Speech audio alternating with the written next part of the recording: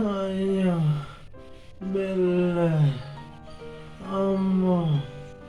අත අම්මා මොකද බං සංජු අතපය කඩාගෙන කැල්ලගේ තාත්ත ගැව්වා බං අතපය කඩන තරම් මොකද්ද බං මේ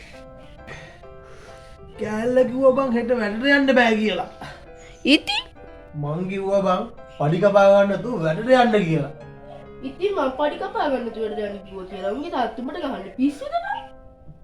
එවෙලේ මසෙක් කර කර හිටියේ බං ඉතින් එහෙම කියලා උඹට කිව්වා